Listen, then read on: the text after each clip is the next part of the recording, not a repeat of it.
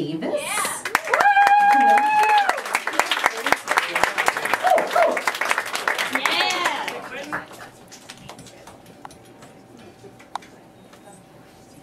Lefty Lucy. Right, Rebecca.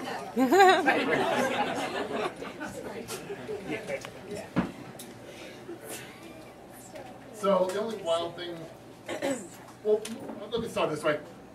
Wild things aren't necessarily wild in an exciting way. Most wild things are shy and quiet and reclusive.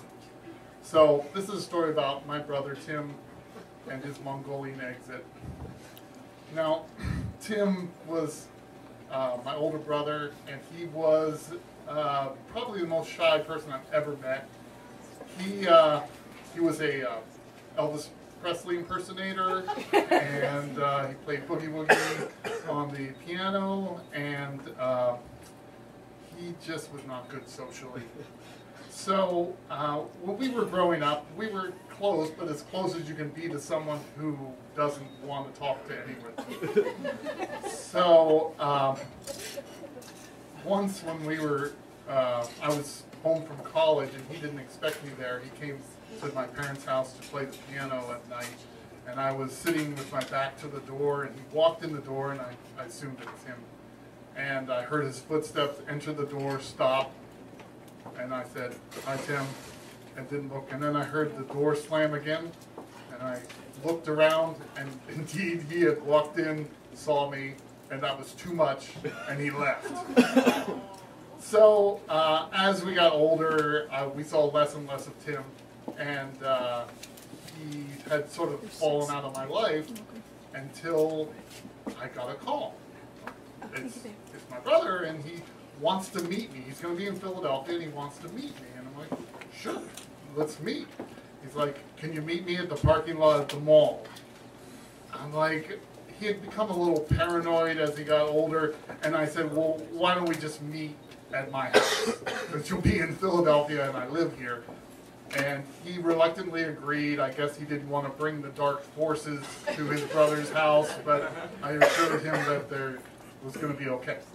So he comes over, and we have a conversation about the thing he needs to talk to me in person. But to this day, I don't know what the thing was. We seemed to have a conversation, we talked, we shared photos, we had a pleasant time. Now let me interrupt the story to explain to you what a Mongolian exit is. Now, in Mongolia, they're very superstitious, and they don't believe in, they're very superstitious around comings and goings.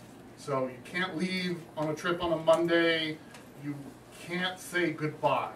They don't say goodbye. They just get up and go. It's very disconcerting. We have an elaborate process. Oh, well, okay, well, I've got to go, and then you walk out to the car, and it's been great, and when, you know, there's like a 5-layer process to saying goodbye. But in Mongolia, they just get up.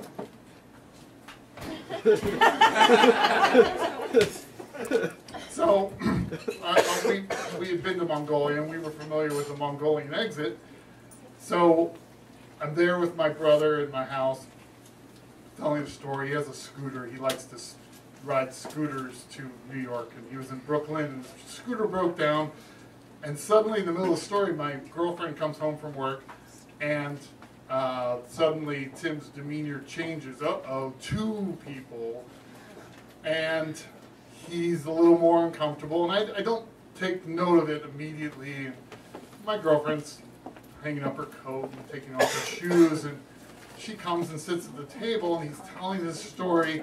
And as he's telling the story, it's about the scooter breaking down, and he gets up from the table, and we assume that, you know, there's going to be a dramatic, you know, part of the story where he needs to use his full body, and he starts to edge to the side over to where the door is in the house, and then the part of the story where the scooter is on the street, and he opens the door and he walks out. And we're just so stunned. Did he just walk out in the middle of a sentence? That we just sit there for a second, and then I realize, I should get up, and I get up from the chair and I look out the window, and indeed he has done a Mongolian exit. He's got his helmet on, he's on his scooter, and he is driving away. It was the most remarkable exit I've ever seen. And that was the last time I saw him.